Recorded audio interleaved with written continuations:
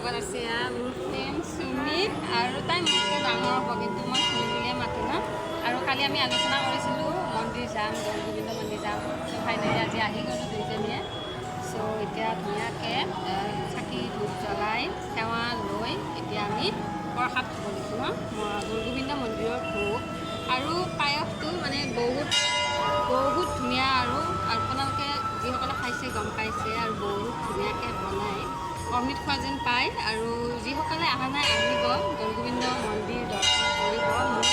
এবাৰ দি 3বাৰ দৰ্শন কৰা হ'ল আৰু আজি ফাৰ্ষ্ট লাষ্ট এই লগত আৰু আৰু এতিয়া অকণমান পৰ থাকোঁ তাৰপিছত ফটো উঠিবই আছে ন ফটো উঠি আহিব চ' বহুত দিন এনেকৈ এতিয়া আৰু ভাল লাগে ন আহি বহুত দিনৰ মূৰত